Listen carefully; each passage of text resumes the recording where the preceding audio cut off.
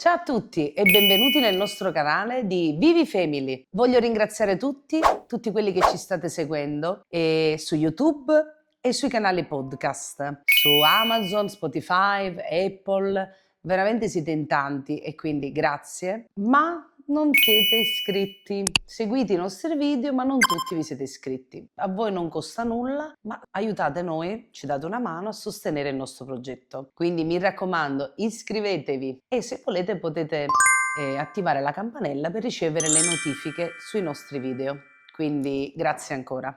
Ma oggi di cosa parleremo? Ecco, voglio iniziare nel farvi una domanda. Avete mai pensato che la vita di vostro figlio disabile valga meno degli altri? Io sì. Ma perché? Perché? Non mi è stato detto mai in maniera palese. Quindi, sa, la vita di suo figlio vale meno, perché è ovvio che sarebbe assurdo dare un'affermazione del genere, sarebbe troppo cruda, però diverse volte si è dato quasi per scontato che quello che facesse mio figlio Ismaele fosse anzi forse in più rispetto a quello che è già la sua patologia, o che comunque voler fare qualcos'altro fosse quasi inutile, banale. Quindi si tende spesso a banalizzare la vita di un bambino, un ragazzo con disabilità. Io oggi vi porto la mia esperienza ovviamente personale, poi mi direte voi se vi va di condividerla, ma soprattutto di commentare, di portare la vostra esperienza. La mia esperienza in merito qual è? Che molto spesso, quindi girando tra i vari ospedali, visite o comunque noi facciamo tantissimi controlli e Ismaele al momento ha 10 anni e lui fino a 3 anni ha mangiato soltanto al biberon, proprio perché aveva un problema di reggere il capo, quindi un problema proprio motorio fisico ed era difficile poter introdurre lo svezzamento se già fatichi a livello motorio a sostenere il capo. Detto ciò, abbiamo proseguito un percorso per aiutarlo e quindi piano piano abbiamo introdotto il cucchiaino. E io devo dire che come sensazione di mamma notavo che lui, oltre ad avere le sue problematiche fisiche, poi le ha risolte, quindi si poteva iniziare lo svezzamento col cucchiaio, però notavo che c'era secondo me una fatica in più.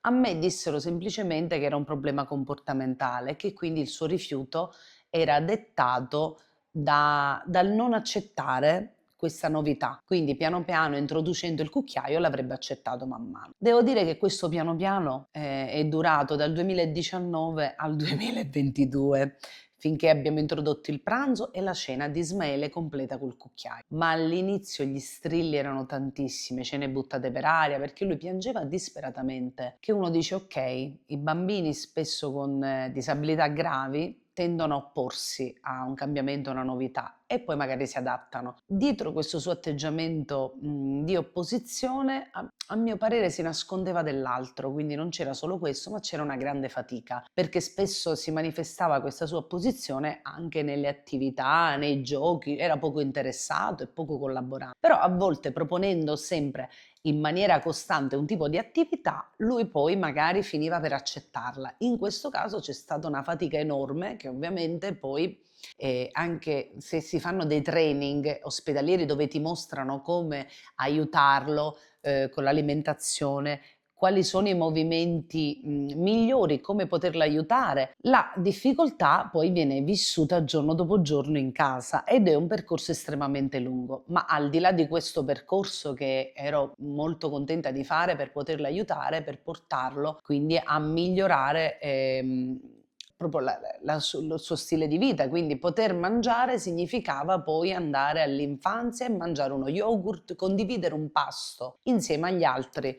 Ma questa cosa è durata diversi anni. Ok, abbiamo raggiunto dei buoni risultati con Ismaele e quindi lui ha mangiato, è riuscito a mangiare poi sia colazione, pranzo e cena, a finirli col cucchiaino dopo tanti anni di stare dietro a tutto questo. Ma rimaneva in me sempre quella vocina dove diceva Irene, però c'è altro. Lui oltre al comportamento fatica tanto, però quella vocina a un certo punto l'ho lasciata da parte e sono andata avanti perché comunque abbiamo raggiunto un bellissimo obiettivo. Pensate che lui mangiava all'inizio, che è andato all'infanzia, mangiava un cucchiaio di uno yogurt. Che cos'è un cucchiaio? Nulla. Abbiamo iniziato così, introducendo questo e poi pranzava a casa. Al che siamo arrivati poi all'ultimo, anzi no, al penultimo anno dell'infanzia dove pranzava a scuola pochino, ma quindi il percorso è stato lungo, ma siamo arrivati a degli obiettivi importanti che siamo riusciti a realizzare nel tempo.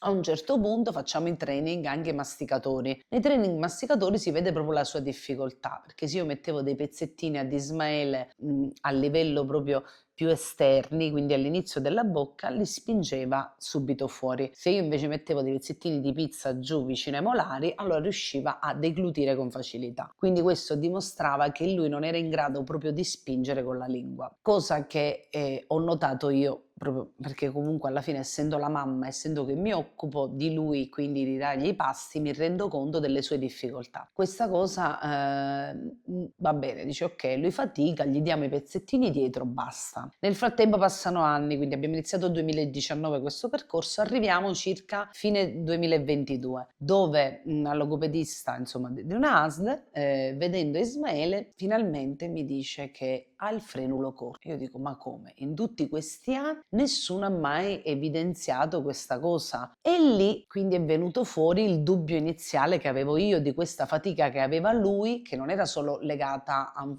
fattore comportamentale, ma c'era di più. E lei quindi insiste sul fatto che venga operato Ismaele, e quindi scrivendo tutta una relazione. Poi parliamo di un frenulo, quindi un'operazione al frenulo è un'operazione veramente molto breve e nemmeno complicata, ma apparentemente sembra una cosa semplice, direi un intervento piuttosto banale che si fa in tempi veloci, ma a noi viene detto di no. Ecco perché ritorno alla mia frase iniziale un po' provocatoria, dove io proprio vi dico se vi è capitato che la vita di un disabile valesse meno. E a me è capitato in quel contesto dove io porto proprio questa relazione della logopedista, dove c'è scritto che comunque il bambino ha questo frenulo corto, il bambino viene visitato dalla logopedista dell'ospedale, perché ovviamente la mia relazione è esterna, e stabiliscono che non c'è questa necessità, dicendo che comunque nel suo caso complesso non è necessario fare questo tipo di intervento. Ora io mi chiedo, in qualità di mamma, non sono un medico, ma se possiamo migliorare la vita di Ismaele o di qualsiasi altro bambino, anche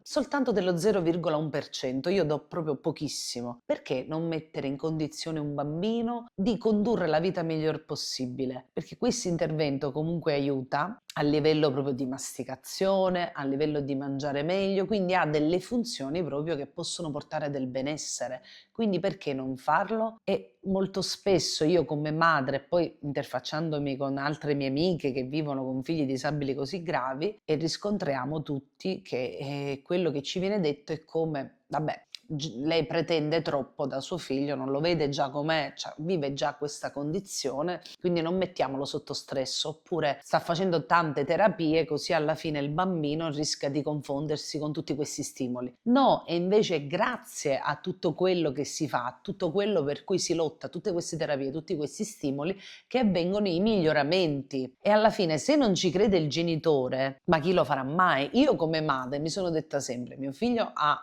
una disabilità grave, ma se perseguiamo un obiettivo, piano piano potrà raggiungerlo. È ovvio che devono essere obiettivi piccoli, obiettivi fattibili nel suo caso, quindi non dobbiamo puntare su un qualcosa di irraggiungibile, ma obiettivi fattibili per lui, su misura. Dobbiamo puntare su quello. Non dobbiamo puntare su cose enormi dove non può raggiungere, però ci sono. E oggi le neuroscienze ci confermano che il cervello è plastico. Se persino alle persone anziane, malate d'Alzheimer, comunque vengono fatti sempre dei giochi di stimolazione, perché non attuarli sui bambini? È come se a un certo punto ti dicono abbiamo fatto delle terapie, basta, dobbiamo smettere, esiste un'età X per quasi per archiviare tutto e mettere tutto da parte. Invece non è vero perché non si smette mai di migliorare, a meno che non c'è una malattia degenerativa per cui tutto quello che fai purtroppo nel tempo andrà perso. In altri casi quel poco va sempre coltivato perché si può sempre fare un pezzettino in più. Quel pezzettino potrebbe essere un millesimo. Ok, va bene. Noi da anni che lottiamo nel fare le terapie per il raggiungimento della posizione seduta e devo dire, lo dico con grande orgoglio da mamma, che mio figlio ha 10 anni, io oggi riesco a cambiarlo seduto nel fasciatoio. Lui sta seduto per più di 2 minuti, riesco a mettergli il giacchetto, Sapete quanto è bello e quanto sia più facile per lui, per me e un domani per chi comunque magari rimane a casa con lui, un assistente, e riesce a cambiarlo così piuttosto che farlo da disteso. E lui è contento perché messo lì gli dico dai mettiamo il giacchetto, ci sediamo, facciamo questo, dammi il braccio destro e sinistro. Quindi perché non crederci? Dobbiamo sempre crederci che piano piano arriveranno questi miglioramenti, seppur piccoli. Dice ha impiegato tutto questo tempo? Sì, perché lui oltre alla sua malattia genetica, comunque c'è una grave scoliosi, altrimenti magari la posizione seduta l'avrebbe raggiunta, che ne so, a 3 anni. Lui non l'ha potuta raggiungere avendo purtroppo questa grave scoliosi, quindi lui è sempre un po' destabilizzato, ma l'abbiamo raggiunto questo obiettivo e questo mi fa credere che non bisogna mollare mai. Ora torniamo un attimo indietro, un passo indietro al discorso che vi facevo poc'anzi, quindi sul frenulo. La logopedista scopre questa cosa nel 2022 e mi scrive questa relazione. In ospedale dicono di no, perché secondo loro non è necessario visto il quadro di Ismaele. Quindi non pensate mai, e ve lo dico col cuore in mano, che chi ha una 104, un problema, una disabilità, si trova alle porte spalancate, tappeti rossi. Assolutamente no. Voglio smentire queste cose che spesso si crede che sia così, che noi siamo agevolati come genitori. No, no, no, no, no, no. Io non ho scelto di non lavorare, mi sono trovata in questa situazione come tantissimi a prendermi cura di mio figlio e mi ci sono messa a capofitto con tutta me stessa e do veramente l'anima per mio figlio, ma dall'altra parte si trovano porte chiuse in faccia perché non si crede in quello che potrebbe essere un miglioramento e noi siamo arrivati quindi dal 2022 al no, a continuare a insistere perché io ci ho creduto in questa cosa, dico mio figlio prima o poi magari riusciremo a trovare un posto che lo opererà. E oggi è il 2026, quindi pensate l'arco temporale di 4 anni, da fine 2022, meno di 4 anni, ma comunque 3 anni e mezzo siamo riusciti, è stato operato il frenulo. Sapete l'emozione che io ho provato? Cioè mi sono sentita veramente orgogliosa di questo, di non aver mai mollato. Ci sono stati dei momenti in cui ho pensato basta Irene, ho insistito, perché sono umana, perché ti viene di crollare. A me veniva voglia di lasciar perdere e dire mi sento Don Chisciotte contro questi mulini a vento, ma alla fine io da sola cosa posso fare come madre? Però c'era sempre una vocina dentro me che diceva non preoccuparti, bene, non preoccuparti, vai, vedrai che con la resilienza otterrai, con la tua determinazione, perché non c'è cosa più grande della determinazione e della costanza. E io che ho sempre lasciato tutto in 13 nella mia vita, comincio 1000 cose, le lascio, soffro un po' non riesco a stare molto concentrata, quindi io inizio tante cose e poi non le porto a termine, quindi poche cose ho portato a termine, ma se c'è una cosa che ho portato a termine è cercare di fare qualcosa di concreto per mio figlio, quello sì. Quello l'ho sempre fatto e alla fine sono riuscita a farlo. E il mio messaggio alla fine di tutto questo è che sono passati 4 anni, lui ha 10 anni e mezzo tra un po', eppure siamo riusciti a raggiungere questo obiettivo. Ma non perché io ci siamo inventati questa cosa o volevo a tutti i costi che mio figlio fosse operato così, perché aveva necessità. Nonostante le sue necessità di un frenulo corto, purtroppo non volevano operarlo per la complessità del suo caso, ma alla fine Ismaele non ha mai subito interventi vitali e a livello di stato di salute, grosso modo, è un bambino che sta bene. Eppure, nonostante questo, hanno paura i medici. Si ha paura ancora oggi dei bambini per cui c'è poca storia, c'è poca ricerca e quindi non si sa. E allora piuttosto che rischiare di fare un'operazione dove io come medico dico ma lasciamo perdere, è meglio che lo lascio perdere, tanto chissà che potrà mai fare di più. Sì, forse mio figlio non potrà mai fare dei discorsi, continuerà a dire solo mamma. Ok, ma già ho visto dei bei risultati e dei risultati sono che lui muove la lingua verso sopra, mangia meglio, porta il cibo meglio dietro. Sì, forse per alcuni saranno stupidaggini, saranno poca roba, per me è tantissimo ed è la dimostrazione di come un piccolo intervento riuscito, andato bene, dopo anni di provare a farglielo fare, dopo no, dopo porte chiuse in faccia, io sono riuscita come mamma e questo lo voglio dire a voi per non farmi mai arrendere. Qualsiasi cosa state vivendo in questo momento, anche se siete scoraggiati, e lo so che significa essere scoraggiati, credetemi, siete demoralizzati, siete tristi, frustrati, tutto quello che si prova, non mollate mai. Prima o poi si aprirà quella porticina. Quella porticina si aprirà.